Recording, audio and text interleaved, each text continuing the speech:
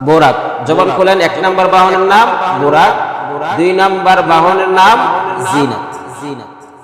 3 number বাহন হচ্ছে হযরতে জিবরাইল আলাইহিস সালামের ডানা।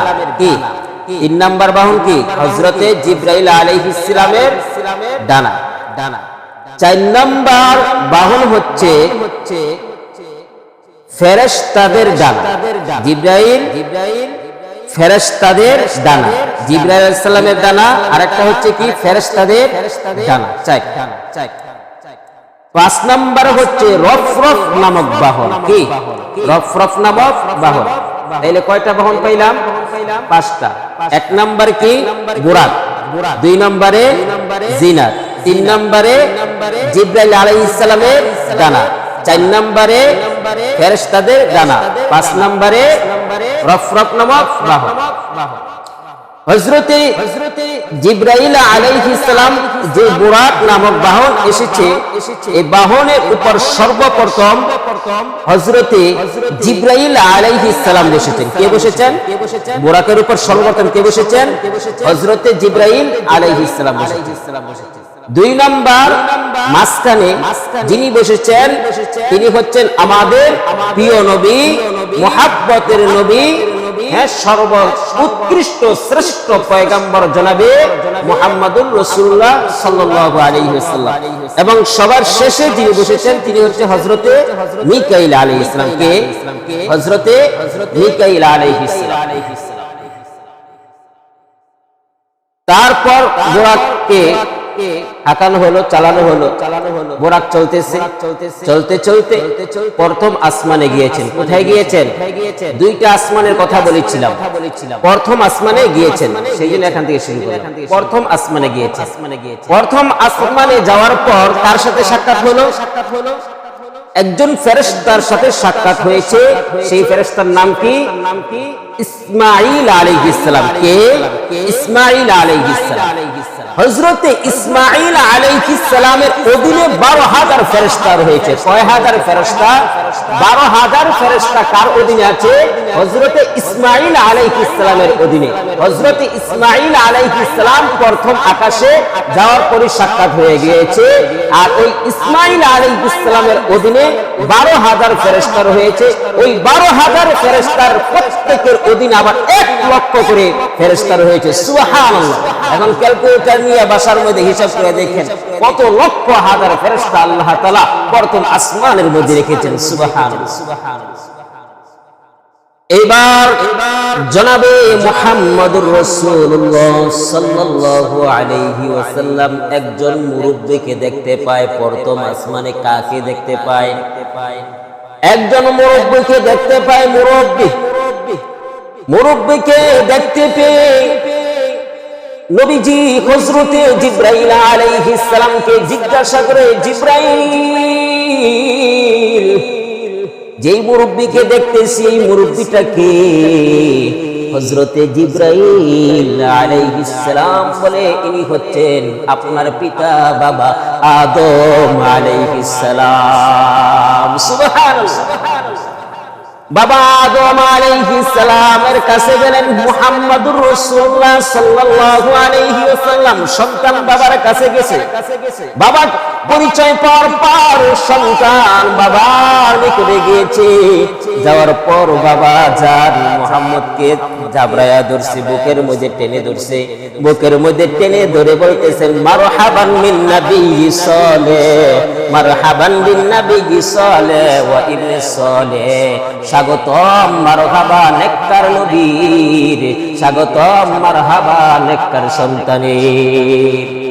হযরতে জিবরাইল আলাইহিস সালাম কে পয়গম্বর জিজ্ঞাসা করে, আমার বাবা ডান দিকে তাকায়, আমার বাবা ডান দিকে তাকায়। ডান দিকে তাকাইলে তার তিনার চেহারাটা হাস্যোজ্জ্বল হয়ে যায়, চেহারার মধ্যে ঝলমল করে। কেন জিবরাইল? হযরতে জিবরাইল আলাইহিস সালাম বলে, আপনার বাবা যখন ডান দিকে তাকায়, ডান দিকে তাকাইলে নেককার সন্তানদেরকে দেখতে পাই। সুবহানাল্লাহ। আবার যখন নাকি আমার বাবা বাম দিকে তাকায়, জিবরাইল জানতে চায় কেন আমার বাবার চেহারাটা মলিন হয়ে যায়। জিবরাইল একটু বলো, হযরতে জিবরাইল আলাইহিস সালাম বলে আপনার বাবা যখন নাকি বাম দিকে তাকায় বৎকার যত সন্তান আছে ওই সন্তানগুলো বাবার চোখের সামনে তুলে ধরা হয়। এইবার পয়গম্বর জনাবে মুহাম্মদ রাসূলুল্লাহ সাল্লাল্লাহু আলাইহি ওয়াসাল্লামকে বাবা ডাক দিয়ে বলে, বা ও সন্তান, নেককার নবী আমার নিকটে আসো, একটু শুনে যাও। পয়গম্বর যখন নাকি বাবা আদম আলাইহিস সালামের নিকটে যায়, বাবা আদম আলাইহিস সালাম বলে, ও আমার সন্তান শুনো, দুনিয়ার মধ্যে তুমি যাইবা, দুনিয়ার মধ্যে গিয়ে আমার যত সন্তান আছে সমস্ত দুনিয়ার মানুষগুলিকে তুমি বলবা তারা যেন ভালো কাছে করে করে নেককার সন্তানদের অন্তর্ভুক্ত হয়ে যায়। সুবহানাল্লাহ। ভাইয়েরা আমার, এইবার পয়গম্বর জনাবে মুহাম্মদুর রাসূলুল্লাহ সাল্লাল্লাহু আলাইহি ওয়াসাল্লাম দ্বিতীয় আসমানে চলে গেলেন। কয় নম্বর আসমান? প্রথম আসমানে ভ্রমণ করার পর, এত কিছু দেখার পর, এত কিছু হওয়ার পর কয় নম্বর আসমানে গিয়েছেন? দ্বিতীয় আসমানে পয়গম্বর জনাবে মুহাম্মদুর রাসূলুল্লাহ সাল্লাল্লাহু আলাইহি ওয়াসাল্লাম যাওয়ার পর হযরত ঈসা আলাইহিস সালামের সাথে সাক্ষাৎ হয়। কার সাথে সাক্ষাৎ হয়েছে? জোরে কোন, কার সাথে সাক্ষাৎ হয়েছে? হযরত ঈসা আলাইহিস সালামের সাথে সাক্ষাৎ হয়ে যায়। ঈসা আলাইহিস সালামের সাথে সাক্ষাৎ হওয়ার মাধ্যমে এই কথা আল্লাহ তাআলা পয়গম্বরকে বুঝিয়েছেন। মুহাদ্দিসিন কেরাম বলেন, পয়গম্বরকে এই কথা বোঝানো হয়েছে কিয়ামতের পূর্বাভাস পয়গম্বরের মাথার মধ্যে দেওয়া হয়েছে। সুবহানাল্লাহ। হযরত ইমাম মাহদী কে? ইমাম মাহদী আসরের নামাজ পড়াইবেন। কোন নামাজ? আসরের নামাজ পড়ানোর জন্য, ইমামতি করার জন্য সামনে যাইবেন। যখন নাকি আল্লাহু আকবার বলবেন, বলেন নাই আল্লাহু আকবার বলবেন, এমন সময় সাদরের মধ্যে আওয়াজ শোনা যাইবে। সমস্ত মুসল্লিদেরকে নিয়ে সাদের মধ্যে উঠবেন। সুবহানাল্লাহ বলেন। সাদের মধ্যে যাওয়ার পর ওই সাদের মধ্যে যাইয়া দেখবে হযরতে ঈসা আলাইহিস সালাম দুনিয়ার মধ্যে আগমন করেছেন। সুবহানাল্লাহ। এইবার জনাবে মুহাম্মদুর রাসূলুল্লাহ সাল্লাল্লাহু আলাইহি ওয়াসাল্লাম তিনি 3 নম্বর আসমানে উঠবেন। কয় নম্বর? আকাশে। 3 নম্বর আকাশে পয়গম্বর যখন নাকি উঠেন, ওঠার পর হযরত ইউসুফ আলাইহিস সালামের সাথে সাক্ষাৎ হয়ে যাইবে। কার সাথে সাক্ষাৎ হবে? হযরত ইউসুফ আলাইহিস সালামের সাথে সাক্ষাৎ হওয়ার পর মুহাদ্দিসিনে কেরাম তিনারা লেখেন, ইউসুফ আলাইহিস সালামের সাথে সাক্ষাৎ হওয়ার মাধ্যমে পয়গম্বরকে এই কথা বোঝানো হয়েছে কাল কিয়ামতের ময়দানে ইউসুফ আলাইহিস সালাম যেমন সুন্দর নেককার পরহেজগার বান্দাদেরকে, আল্লাহ ওয়ালা বান্দাদেরকে এমন সুন্দর বানায়া জান্নাতের মধ্যে প্রবেশ করাইয়া দিবে। সুবহানাল্লাহ। কেমন সুন্দর হযরত ইউসুফ আলাইহিস সালাম পূর্ণিমার চাঁদের মতো সুন্দর। হযরত হালিমাতুস সাদিয়া ঘরের মধ্যে প্রবেশ করেছে। পয়গম্বর জনাবে মুহাম্মদুর রাসূলুল্লাহ সাল্লাল্লাহু আলাইহি ওয়াসাল্লাম যখন ছোট ছিলেন, শিশু ছিলেন, এমন সময় আব্দুল মুত্তালিব নবীর চাচা একটা তাঁবুর ভিতরে মুহাম্মদকে প্রবেশ করাইছে। ওই মুহাম্মদ ওই তাঁবুর ভিতরে প্রবেশ করানোর পর হালিমাতুস সাদিয়া শিশু মুহাম্মদকে বাড়িতে নিয়ে যাওয়ার জন্য ওই ঘরের মধ্যে প্রবেশ করার পর শিশু মুহাম্মদকে যখন নাকি আমিনার কোল থেকে মুহাম্মদকে হালিমাতুস সাদিয়ার কোলে নিয়েছেন, নেওয়ার পর হযরতে হালিমাতুস সাদিয়া বলে, আমার কোলে কেমন যেন একটা পূর্ণিমার চাঁদ রাখেছে। সুবহানাল্লাহ। নবীজির স্ত্রী বলতেছেন, আমার স্বামীর এমন সৌন্দর্য, আমার স্বামীর এমন সৌন্দর্য ইউসুফ আলাইহিস সালামের সৌন্দর্য থেকে বেশি হলো মুহাম্মদ সাল্লাল্লাহু আলাইহি ওয়াসাল্লামের সৌন্দর্য। মিশরের নারীরা ফল কাটতে কাটতে তাদের হাত কেটে ফেলেছে ইউসুফ আলাইহিস সালামকে দেখে। আম্মা জান হযরতে আয়েশা সিদ্দিকা রাদিয়াল্লাহু তাআলা আনহা বলেন, ওই সমস্ত মহিলারা যদি আমার স্বামী মুহাম্মদকে দেখতো, তাদের আঙ্গুল কাটতে কাটতে কোন ফাঁকে যে কলিজা কেটে ফেলতো তারা টের পাইতো না। এত সুন্দর আল্লাহ তাআলা হযরত ইউসুফ আলাইহিস সালামকে মুহাম্মদ সাল্লাল্লাহু আলাইহি ওয়াসাল্লামকে দান করেছেন। সুবহানাল্লাহ। এইবার পয়গম্বর জনাবে মুহাম্মদুর রাসূলুল্লাহ সাল্লাল্লাহু আলাইহি ওয়াসাল্লাম চতুর্থ আকাশে ওঠেন। কয় নম্বর আকাশ? চতুর্থ আকাশে হযরতে মুহাম্মদ রাসূলুল্লাহ সাল্লাল্লাহু আলাইহি ওয়াসাল্লাম ওঠেন। ওই জায়গার মধ্যে সাক্ষাৎ হয় হযরতে ইদ্রিস আলাইহিস সালামের সাথে। কার সাথে? হযরতে ইদ্রিস আলাইহিস সালামের সাথে সাক্ষাৎ হয়ে যায়। হযরতে ইদ্রিস আলাইহিস সালাম বলেন, নাতি কেমন আছো? নাতি কেমন আছো? হযরতে ইদ্রিস আলাইহিস সালাম বলেছেন, নাতি কেমন আছো? এর পিছনে একটা কারণ আছে। বাবা আদম আলাইহিস সালাম ছেলে বলেছেন, ইব্রাহিম আলাইহিস সালাম ছেলে বলেছেন, ঈসা আলাইহিস সালাম ভাই বলেছেন, হারুন আলাইহিস সালাম ভাই বলেছেন, আর হযরতে ইদ্রিস আলাইহিস সালাম নাতি বলেছেন। এর পিছনে একটা কারণটা হচ্ছে হযরতে ইদ্রিস আলাইহিস সালাম আল্লাহ তাআলার নিকটে দোয়া করেছেন, আল্লাহ মরণের আগে আমাকে জান্নাত দেখায়া তারপরে মরণ দিও। হযরতে ইদ্রিস আলাইহিস সালাম জান্নাতের গেটের সামনে যায়। গেটের সামনে যাওয়ার পর জান্নাতের মধ্যে যেই দ্বারকা আছে, যেই দারওয়ান রেখেছেন আল্লাহ তাআলা, ফেরেশতা নামক দারওয়ান, ওই দারওয়ান হযরত ইদ্রিস আলাইহিস সালামকে দেখে বলতেছে, সাবধান, ঘরের মধ্যে প্রবেশ করতে পারবা না, কারণ লিস্টির মধ্যে আছে মুহাম্মদ প্রবেশ করার আগে জান্নাতের মধ্যে কেউ প্রবেশ করতে পারবে না।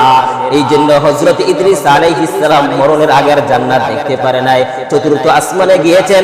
চতুর্থ আসমানে যাওয়ার পর হযরতে আজরাইল আলাইহিস সালামের সাথে সাক্ষাৎ।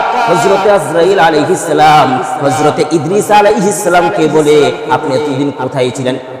কোথায় আপনি এর আগে কোথায় ছিলেন? আপনাকে তো পুরা খুঁজতেছি, গুড় করে আপনি খুঁজতেছেন, আপনি কোথায় তো পাইতেছি না। বলে কেন?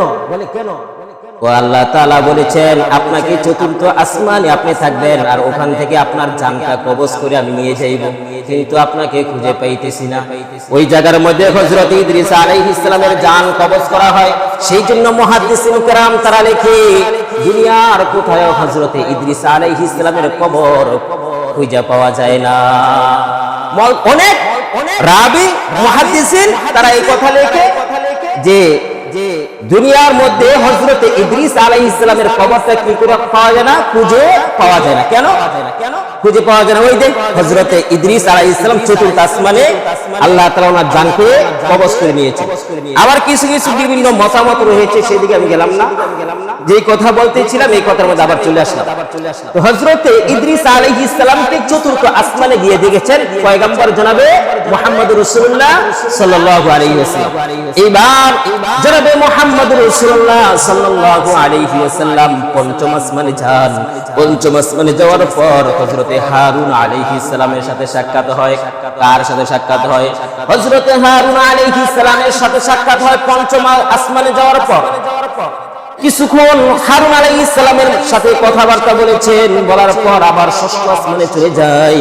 ষষ্ঠ আসমানে গিয়ে হযরতে মূসা আলাইহিস সালামের সাথে সাক্ষাৎ হয়। কার সাথে সাক্ষাৎ হয়? হযরতে মূসা আলাইহিস সালামের সাথে সাক্ষাৎ হয়। হযরতে মূসা আলাইহিস সালামের সাথে সাক্ষাৎ হওয়ার পর পয়গম্বর বলেন, আমি দেখি মূসা আলাইহিস সালাম কান্না করতেছে। আমি জিজ্ঞাসা করলাম, মূসা তুমি কেন কাঁদতেছো?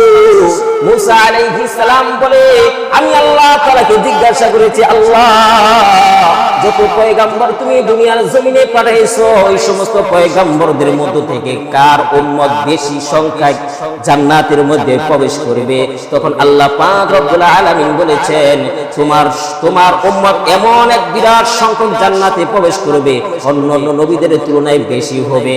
তারপরে আমি একটু চুপ থাকলাম। চুপ থাকার পর আমি তো আনন্দ হয়ে গেলাম। মূসা আলাইহিস সালাম বলেন, আমি আনন্দ হয়ে গেলাম। কিছুক্ষণ পরে আল্লাহ তাআলা বলেন, ও মূসা, আমি আখিরের জামানার মধ্যে এমন একজন পয়গম্বর পাঠাইব, আখিরের জামানার মধ্যে এমন একজন আমার বন্ধু হাবিব পাঠাইব। ওই হাবিবের উম্মত এত সংখ্যক হবে, এত বেশি হবে, তোমার উম্মত থেকেও বেশি হবে। ওই মুহাম্মদের উম্মতকে গণে শেষ করা যাবে না। সুবহানাল্লাহ। ও মুহাম্মদ, মূসা আলাইহিস সালাম বলে, ও মুহাম্মদ, এই জন্য আমি কান্না করতেছি।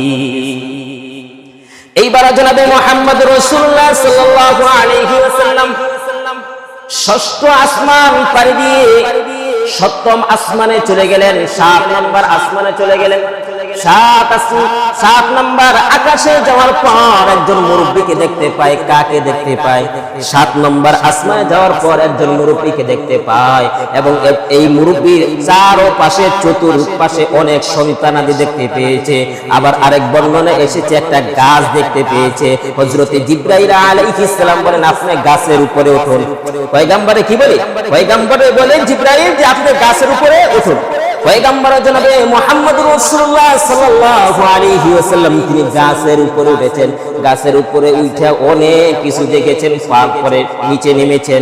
নিচে নামার পর হযরতে ইব্রাহিম আলাইহিস সালামের যে পাশে চতুর্পাশে যে ছেলে মেয়ে দেখা যাইতেছে, সেই এগুলো দেখে, এই দৃশ্য দেখে হযরতে ইব্রাহিম আলাইহিস সালামের ব্যাপারে পয়গম্বর জনাবে মুহাম্মদুর রাসূলুল্লাহ সাল্লাল্লাহু আলাইহি ওয়াসাল্লাম জিবরাইলকে জিজ্ঞাসা করে, এই যে নবীর আশপাশে এত সন্তান দেখা যায়, এই সন্তানগুলো কারা? হযরতে জিবরাইল আলাইহিস সালাম বলে, এরা হলো ওই সমস্ত সন্তান যেই সমস্ত সন্তানগুলো মায়ের পেটের গর্ভের মধ্যে ছিল। বাবা নিয়ত করেছে সে যদি দুনিয়ার জমিনে আসে তাহলে তাকে হাফেজ বানাইবো। বাবা নিয়ত করেছে এই সন্তানটা যদি মায়ের গর্ভ থেকে যখন নাকি দুনিয়ার মধ্যে আসবে, বড় হওয়ার পর আমি তাকে কি বানাবো? আমি তাকে হাফেজ বানাইবো, আমি তাকে মাওলানা বানাইবো, আমি তাকে মুফতি বানাইবো, আমি তাকে একজন বিজ্ঞ আলেম হিসেবে তাকে আমি তৈরি করার জন্য চেষ্টা করব। কিন্তু দুনিয়ার মধ্যে ভূমিষ্ঠ হয়েছে, কিছু বাচ্চা হওয়ার পর সাথে সাথে মারা গিয়েছে। আবার কিছু বাচ্চা এমন মায়ের পেটে থাকা অবস্থায় দুনিয়া থেকে বিদায় হয়ে গিয়েছে। ওই সমস্ত সন্তানগুলো হযরতে ইব্রাহিম আলাইহিস সালামের চতুর্পাশে থাইকা খেলাধুলা করতেছে। কাল কিয়ামতের ময়দানে ওই সমস্ত সন্তানগুলো মা বাবাকে নিয়ে জান্নাতের মধ্যে প্রবেশ করবে। সুবহানাল্লাহ। অনেক মা বাবা আশা করে না, আকাঙ্ক্ষা করে না সন্তান পেটে আসার পর যে আমার এই সন্তানটাকে হাফেজ বানাইবো, আমার এই সন্তানটাকে মাওলানা বানাইবো, আমার এই সন্তানটাকে মুফতি বানাইবো, এমন আশা করে। ওই সমস্ত সন্তান আবার কিছু দেখা যায় মারা যায়, পেটের ভিতরে থাকা অবস্থায় মারা যায়। বাবা দুনিয়ার মধ্যে আসার পর উপযুক্ত, পড়ার উপযুক্ত হয় না, চলে গেছে, মারা যায়। হাফেজ বানাইতে পারে না, আলেম বানাইতে পারে না। তো এই সমস্ত সন্তানগুলো হযরত ইব্রাহিম আলাইহিস সালামের চতুর্পাশে থাকে। ইব্রাহিম আলাইহিস সালাম তাদেরকে নিয়ে মজা করেন এবং তাদেরকে পড়াশোনা শিখান। ওই জায়গার মধ্যে আলেম। আর এই সমস্ত সন্তানগুলোই যদি মা বাবা জান্নাতি হয়, ওই সমস্ত সন্তানরা মা বাবাদেরকে জান্নাতে নিয়ে যায়। সুবহানাল্লাহ। এইবার জনাবে মুহাম্মদুর রাসূলুল্লাহ সাল্লাল্লাহু আলাইহি ওয়াসাল্লামের সামনে রফরফ নামক বাহনটা চলে আসে। কি বাহন? রফরফ নামক বাহন পয়গম্বরের সামনে চলে আসে। রফরফ নামক বাহনের উপরে উঠে পয়গম্বরকে হযরতে জিবরাইল আলাইহিস সালাম সিদরাতুল মুনতাহা নিয়ে গিয়েছেন। কোথায় নিয়ে গিয়েছেন? সিদরাতুল মুনতাহা নিয়ে গিয়েছেন। সিদরাতুল মুনতাহা এর মানে কি?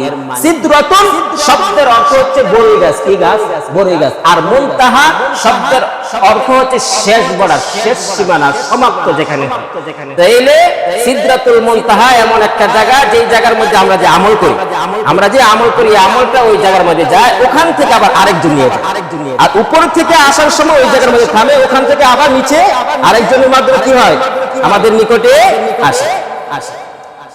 সিদরাতুল মুনতাহা যাওয়ার পর কিছু কিছু বর্ণনার মধ্যে আসে যে হযরতে জিবরাইল আলাইহিস সালাম আর যাইতে পারে না, তিনি চলে আসছেন।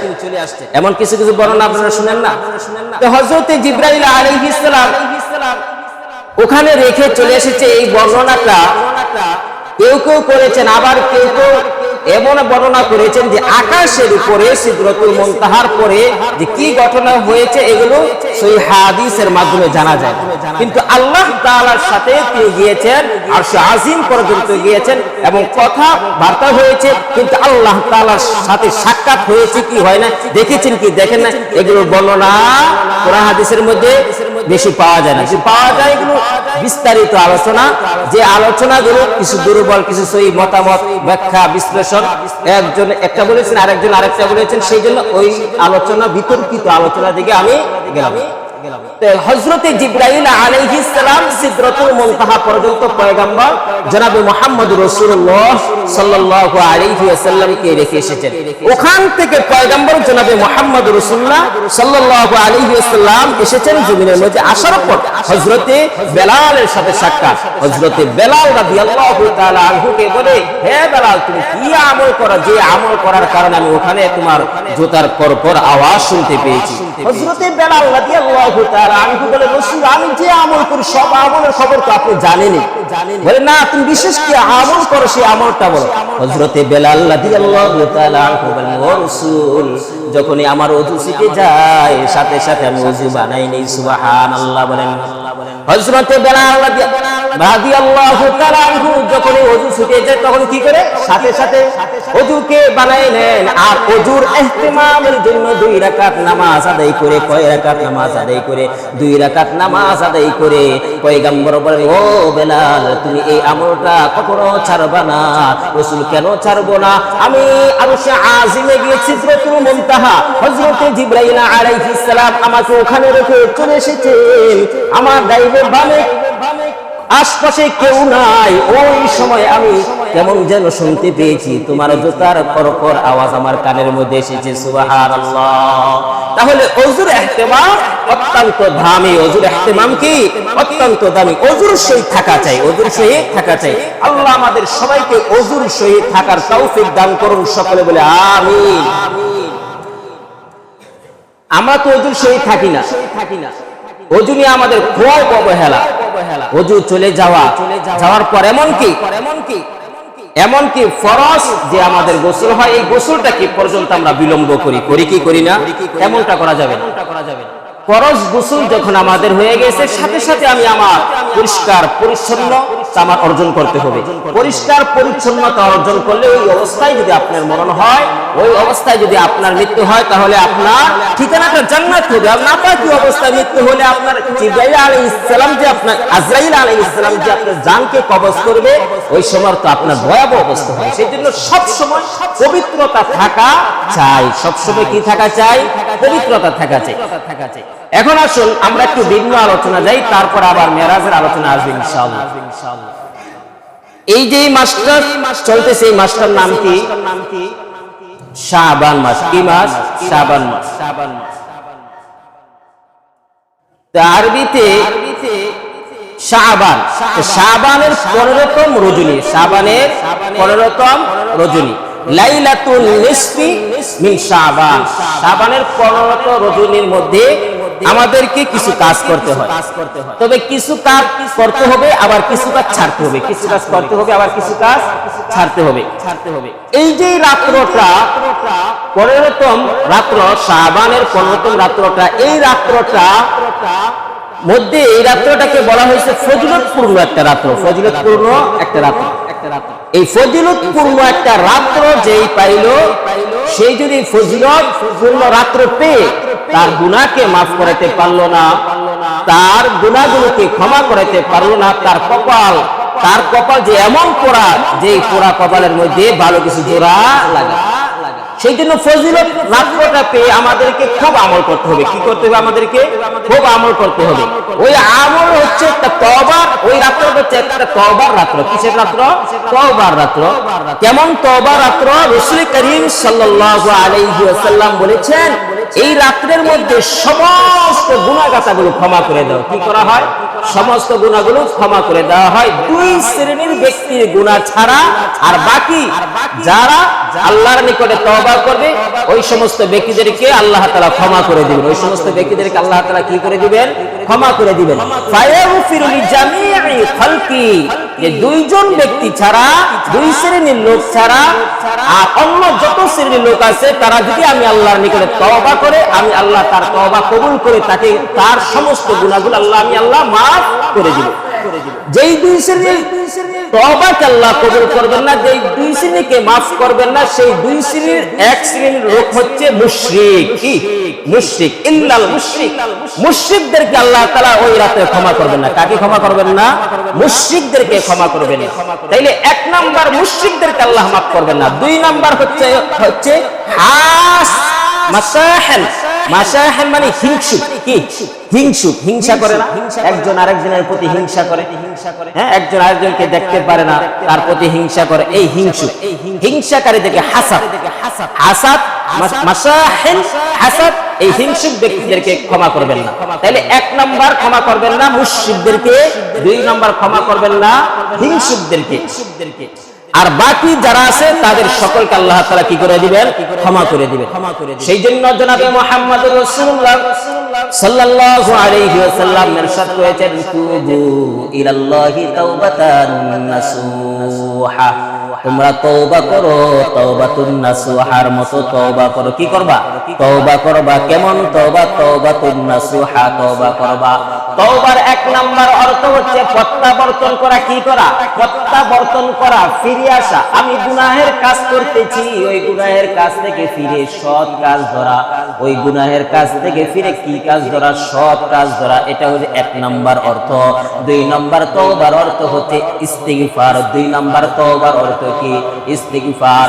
আব্দুল্লাহ ইবনে আব্বাস রাইসুল মুফাসসিরিন, আব্দুল্লাহ ইবনে আব্বাস রাদিয়াল্লাহু তাআলা আনহু তিনি বর্ণনা করেন, লা কাবীরাতা মাল ইস্তিগফার ওয়ালা সগীরাতা মাল ইসরার।